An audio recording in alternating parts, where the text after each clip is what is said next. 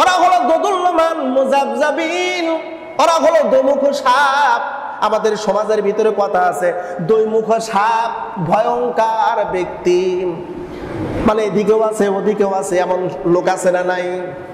ওরা বলতে থাকে কি, আল্লাহ পাক রব্বুল আলামিন বলেন, ওয়াইদা লাকুল্লাযীনা আমানু ক্বালু আমান্না ওয়াইদা খালাউ ইলা শায়াতিনিহিম ক্বালু ইন্না মাআকুম ইন্নামা নাহনু মুস্তাহজিউন। ওদের অবস্থান হলো মুনাফিকদের অবস্থান। ওরা যখন ঈমানদার ব্যক্তিদের সঙ্গে একত্রিত হয় তখন বলে, বন্ধু আমিও কিন্তু তোমার মতন একজন ঈমানদার, আমিও তোমার মতন একজন মুসলিম। একটু পরেই যখন তাগুতের সম্পৃক্ত হলো, যারা জাতীয়তাবাদ প্রতিষ্ঠিত করতে চায়, যারা সেকুলারিজম প্রতিষ্ঠিত করতে চায়, যারা কুফরত্ব প্রতিষ্ঠিত করতে চায়, ওদের কাছে যা বলে, ও বন্ধু আমরা তো তোমাদের দলেই আছি। বরং যদি বলে ওইদের সাথে কেন গেছিলা, বলে ওদেরকে শুধু একটু উপহাস করলাম, ওদেরকে একটু ধোঁকা দিলাম। লক্ষ্য করে দেখেন, মসজিদে নামাজ পড়ে ইমামের সাথে একমত, কোরআন হাদিসের সাথে একমত, যখন তাগুতের সাথে চলে যায় তখন বলে ঠিক আছে আমরা তোমাদের সাথে আছি। এরকম মুনাফিক মার্কা মুসলমান আমাদের সমাজের মধ্যে আছে না নাই? নামাজ পড়ো, তুমি কি করবা? সেকুলারিজম প্রতিষ্ঠিত করার পক্ষে তুমি লড়বা, সময় দিবা, তোমার মত দিবা, কুফরত্ব প্রতিষ্ঠিত করার পক্ষে মত দিবা, সময় দিবা। শুনে রাখো, তোমার মতন মুসলমান আল্লাহর কাছে চাইলে না পয়সাও দাম নাই। আল্লাহ পাক রব্বুল আলামিন বলেন, আল্লাহু ইস্তাহজিউ বিহিম ওয়া ইয়ামুদ্দুহুম ফি তুগয়ানিহিম ইয়ামাহুন।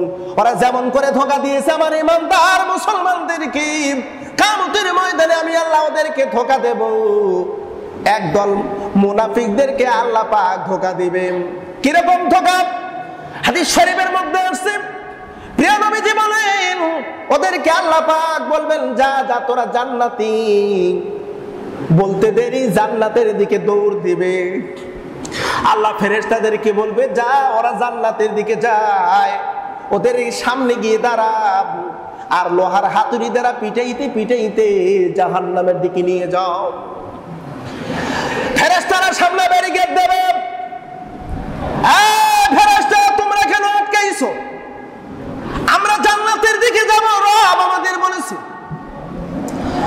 আল্লাহ পাক আমাদের বলেছে জান্নাতি, আর আমাদের কেন বাধা দাও, আর আমাদের উপরে প্রহার করো কেন? আল্লাহ পাক ডাক দিয়ে বলবে, না নালায়েক, এ মুনাফিক, তোরা দুনিয়ায় আমার মুমিন, আমার ঈমানদার ব্যক্তিদেরকে ধোঁকা দিয়েছিল। মসজিদে গিয়ে আল্লাহ আল্লাহ জিকির করেছো, মসজিদে গিয়ে সেজদা দিয়েছিল, আর মসজিদ থেকে বাহির এসে তোরা কুফরত্ব প্রতিষ্ঠিত করার জন্য সংগ্রাম করেছিল। তোরা সেই দিন ধোঁকা দিয়েছিল, আজকেও সামান্য একটু ধোঁকা দিলাম। চিল্লে বলা যাবে একটু আল্লাহু আকবার? সামান্য একটু ধোঁকা দিলাম। আল্লাহ কয়, নবী আল্লাহু ইস্তাহজিউ বিহিম ইয়ামুদ্দুহুম ফি তুগয়ানিহিম ইয়ামাহুন। ওদেরকে আমি ধোঁকা দেব, এত বড় ধোঁকা কল্পনাও করতে পারে নাই। অপ্রিয় বন্ধুরা, এখনো সময় আছে, নেফাক দূর করে দেন, নেফাক সরায় দেন। আমি মুসলিম, আমার একটা চিন্তা হলো আমার স্রষ্টা আল্লাহ, আর আমি আমার স্রষ্টার বিধান মোতাবেক চলবো। কারণ আমরা মানুষ সবাই তো চলতে পারি না, চেষ্টা তো করতেছি। এটা দেখতে পারেন তিনি কে, দেখার উপরেও মাফ করে দিতে পারেন, পারে না? মাফ করে দিতে পারে না? অবশ্যই পারে। আল্লাহ পাক রব্বুল আলামিন বলেন, মুনাফিকদের সর্বোচ্চ শাস্তি, কঠিন শাস্তি, মুনাফিকদের সবচাইতে কঠিন শাস্তি। মুনাফিকদের দোয়া কবুল হয় না। মুনাফিকদের জন্য যদি কেউ দোয়াও করে, স্বয়ং নবীও যদি দোয়া করে, সে দোয়াও কবুল করেন না। তিনি কে? আহা, প্রিয় নবী সাল্লাল্লাহু আলাইহি সাল্লাম মসজিদুন নববীর ভিতরে একজন সাহাবী আসলেন, এসে বলেন, ইয়া রাসূলুল্লাহকে আব্দুল্লাহ ইবনে উবাও ইবনে সুলুল মারা গেছে। রাসূল, এবার মানুষ যখন মারা যায় তখন আমরা দোয়া পড়ি, দোয়া পড়ি না? ইন্না লিল্লাহি ওয়া ইন্না ইলাইহি রাজিউন। এই দোয়াটাও নেওয়ার মতন অনেক ব্যক্তি নাই। মারা গেলে খবর যখন পাওয়া যায় টেলিভিশন, পত্র পত্রিকা, সোশ্যাল মিডিয়াতে, অমুক ব্যক্তি মারা গেছে, তখন কেউ দোয়া পড়ে আলহামদুলিল্লাহ। এরকম মনে হয় খবর আপনারা কেউ পান নাই মনে হয়, তাই না? কেউ মারা গেলে হয় খুশি, আবার কেউ মারা গেলে কেউ দুঃখী, কেউ কান্না করে, কারোর মৃত্যুতে হাসে, কারোর মৃত্যুতে কান্না করে। আল্লামা সাইদি রাহিমাহুল্লাহ তিনি যেদিন ইন্তেকাল করলেন, ইন্তেকাল করতে দেরি, খবর যখন সর্বত্র ছড়িয়ে পড়েছে, টেকনাফ থেকে তেঁতুলিয়া, রূপসা থেকে পাথুরিয়া, দলমত নির্বিশেষে আহা কান্নার আহাজারি শুরু হয়েছিল। শুধু কি তাই, সেই দিন একটু ভূমিকম্পনও হয়েছিল না? ভূমিকম্পনও হয়েছিল। প্রিয় বন্ধুরা, কারোর মৃত্যুতে হাসে, আবার কারোর মৃত্যুতে মানুষ কাঁদে। এই জন্য কবি বলেছেন, এমন জীবন করিবে গঠন, এমন জীবন করিবে গঠন, মরিয়া হাসিবে তুমি, কাঁদিবে ভুবন।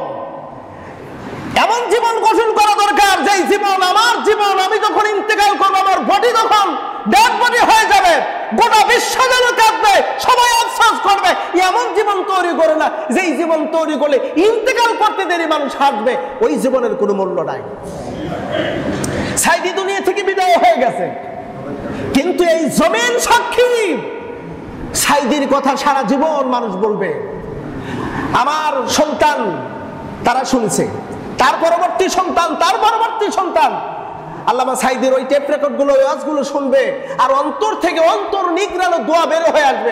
আহারে, এত সুন্দর মানুষ মারা গেছে কিভাবে? শুনবে ফ্যাসিস্ট তাকে জোরপূর্বক ভাবে মেরেছে, তখন তাদের মন থেকে একটা অভিশপ্ত আসবে তাদের জন্য।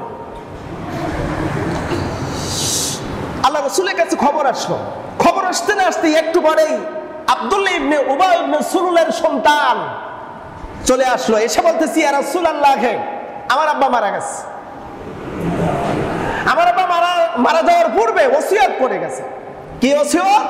ওসিয়ত হলো, ওগো নবী, আপনার গায়ের জুব্বা দিয়ে যেন আমার আব্বার কাফনের কাপড় যেন পরানো হয়, কাফনের কাপড় যেন পরানো হয়। আপনার নিজ হাত দিয়ে লাশটা ধৌত করবেন, ওসিয়ত করে গেছে।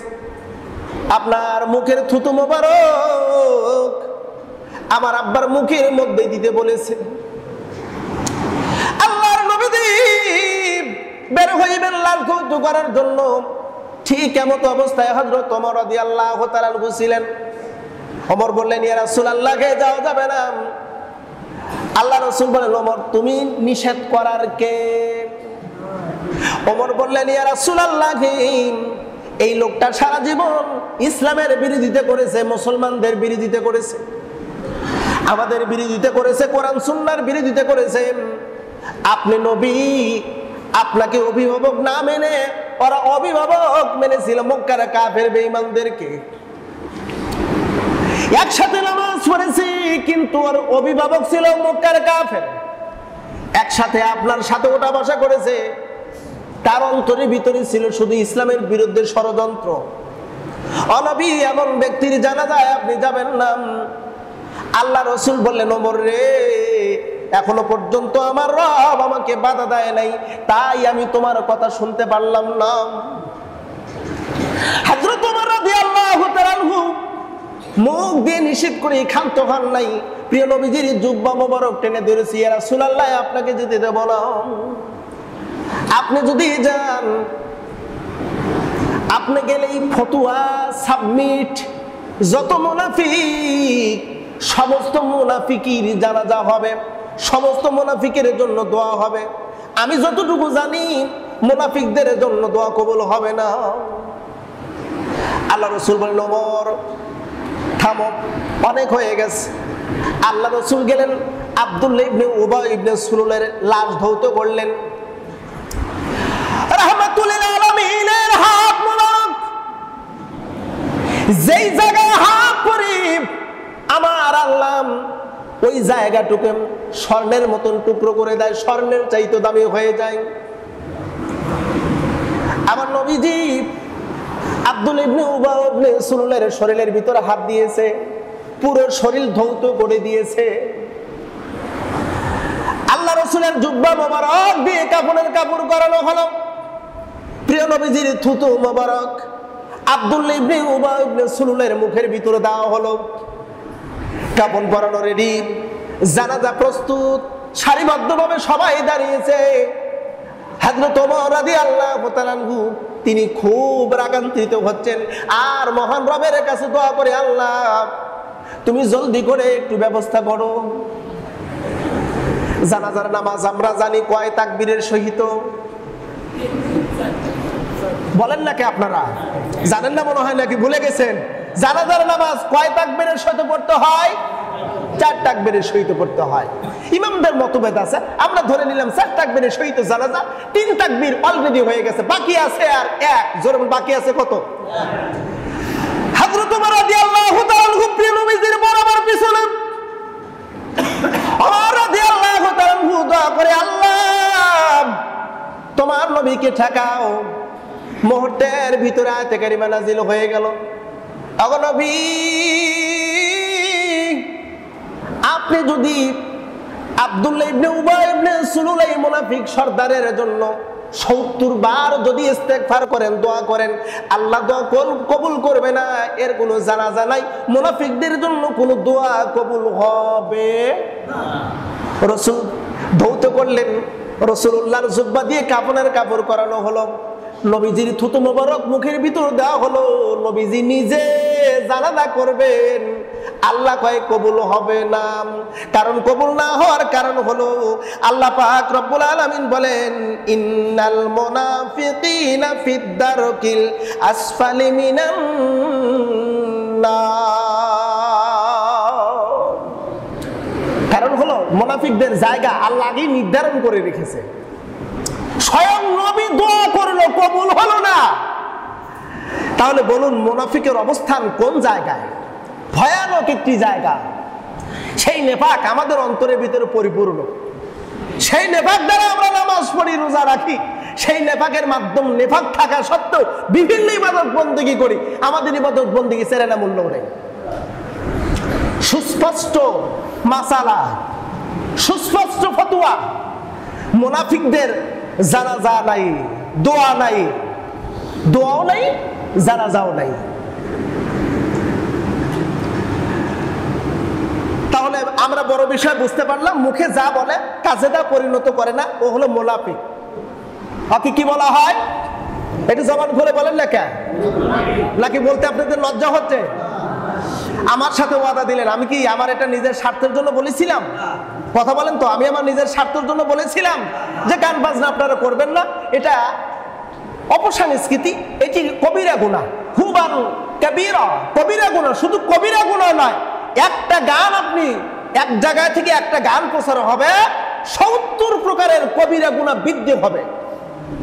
অশ্লীল গান, প্রিয় নবী নিজে বলেছেন, অশ্লীল গান আর জেনা, জেনার চাইতে গান, অশ্লীল গান মারাত্মক। জেনা হয় গোপনে গোপনে এক জায়গায়, আর গান বাজনা যখন বাজে তখন চতুর্দিকে। যারা শুনতেছে প্রত্যেক জনের যে গুনাহ হচ্ছে, ওই গুনার ভাগীদার যিনি বাজাচ্ছেন তিনি। গান বাজনা যেখানে, অশ্লীল গান বাজনা যেখানে বাজবে, ওই জায়গায় খাবার খাওয়া মুসলিমদের জন্য বিলকুল হারাম। ফতোয়া যদি লিখে নিতে চান আমি লিখে দিচ্ছি, কারণ আমাকে শরিয়া বোর্ড কর্তৃক অনুমোদন দেওয়া হয়েছে। আমি ইফতা করেছি, আমি বলি না কখনো, আমি মুফতি করেছি, মুফতি পাস করেছি, ইফতা নিয়ে লেখাপড়া করে আমাকে ডিগ্রি দেওয়া হয়েছে। লিখে রাখেন, আমি ফতোয়া দিচ্ছি, যেখানে অশ্লীল গান বাজনা বাজবে, ওখানে যত প্রকার উচ্চ মাপের উচ্চ র্যাঙ্কিং হালাল খাদ্য প্রস্তুত করা হোক না কেন, ওই জায়গার সমস্ত মুসলমানদের জন্য ওই খাবার বিলকুল হারাম। যেমন করে বেশ্যাপতিতা উপার্জিত অর্থ যেমন হারাম, তার চাইতে মারাত্মক হারাম। যে সমস্ত মুসলমান খাইছেন, খাবেন, এবার ঈমান সংশোধন করে নিয়েন, ঈমান সংশোধন করে নিয়েন। ইসলামী রাষ্ট্র যদি প্রতিষ্ঠিত হয়, এই সমস্ত অশ্লীল বাদ্যযন্ত্রের বিরুদ্ধে আইন তৈরি করা হবে। সামাজিকভাবে এরকম তৈরি করা দরকার, যেই বাড়িতে অশ্লীল গান বাজনা। আচ্ছা বলুন তো, আপনাদেরকে একটু কথা বলি, আপনাদের বিবেকের কাছে আমার প্রশ্ন, কোন বাড়িতে যদি কোনো ব্যক্তি তার মেয়েকে দিয়ে অথবা বউকে দিয়ে যদি পরকীয়ার ব্যবসা করায়, অর্থাৎ দেহ ব্যবসা করায়, এই খবরটা পুরো এলাকার মানুষ জানলো, জানার পরে ওই বাড়িওয়ালার সাথে কি সবাই সম্পর্ক রাখে? বুঝে শুনে উত্তর দিতে হবে, সম্পর্কে রাখে? কেউ রাখে না। ওই বাড়িতে যদি দাওয়াত দেয়, পোলাও, বিরিয়ানি, গরু, খাসি যদি জব করে খাওয়াইতে দেয়, আপনারা কি খাবেন না? স্বাভাবিক, সিম্পল। আপনাকে শুয়োরের মাংস দিলে আপনি শুয়োরের মাংস খাবেন না, অথচ সুদের টাকা দিয়ে আপনি খাবার খাচ্ছেন। ওই জায়গায় আপনি শুয়োরের মাংস হারাম, সুদের অর্থ উপার্জিত ওটাও হারাম, অশ্লীল গান বাজনা বাজাচ্ছে ওটাও হারাম।